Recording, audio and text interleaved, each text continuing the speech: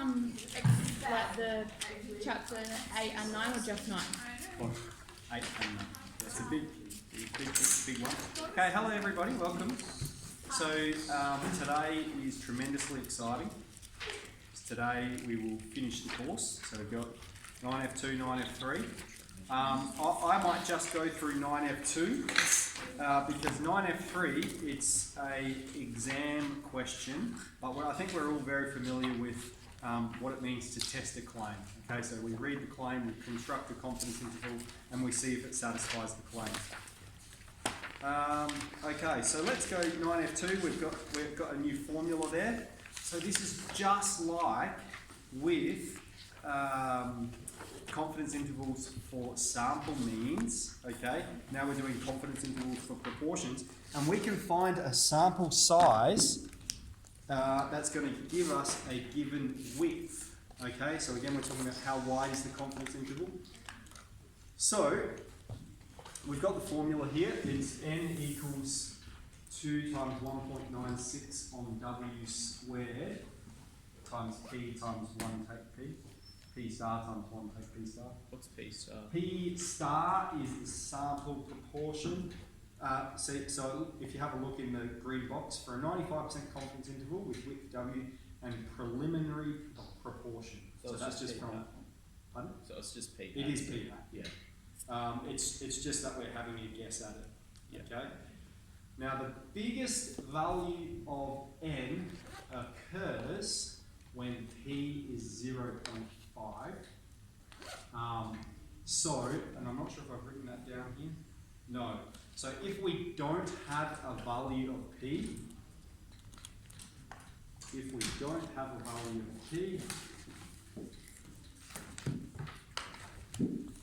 assume p equals 0.5. Okay, because that's going to give us the biggest sample size anyway. Right? That's the biggest it can possibly be. Now I'll just point this out again. Okay, that 1.96, that's our value of Z alpha on 2. That can change depending on how confident we want to be. Do we want to be 95, 99? And so let's do the example. Continuing from the example above, how many students need to be sampled to have a 95% confidence interval with a width of 5%? Okay.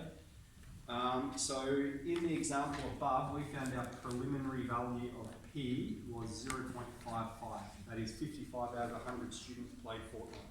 We're saying how many students do we need to sample to have a width of 0.05?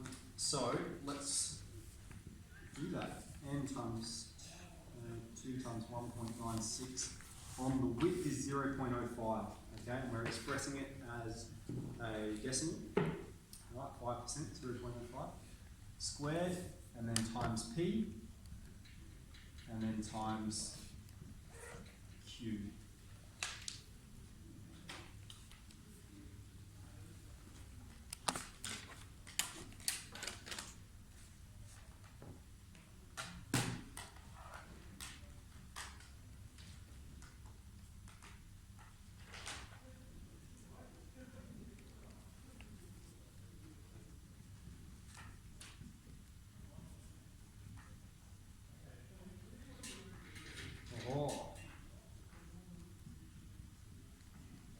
Okay, so this is a good example.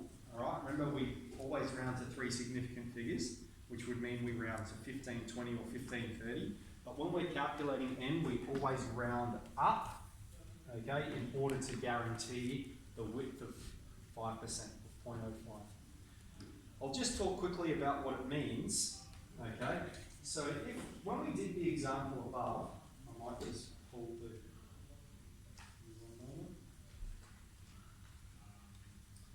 Okay, we found the confidence interval was 0.45 is less than p, which is less than 0.65. Okay, so here we had a width of 20%. Okay, it went all the way from 45. It could be as low as 45% of people at Tennyson play fortnight. It could be as high as 65% of people at Tennyson play fortnight. We want to reduce that width to 5%, and so we need to sample pretty much the whole school. I think we've got about that many students here to guarantee that level of confidence. Okay, So yeah, so here we have the width of 20%, and if we want to reduce that to 5%, what that would mean, let's say our observed value of P was 0.55, a width of 5% would go from 0.525 to 0.575. Okay, there's 5% between these two numbers. So the width from there to there is 0.05. The true proportion lies somewhere in this interval. Okay. So that leads right on to 9f.3. I'll let you guys have a go at it, and I'll answer any questions you might have. Yeah. Let's get into it. So have a go at that 9f.3 example on your work booklet there. Use your calculator, and then we can get into the exercises for 9f.2 and 9f.3.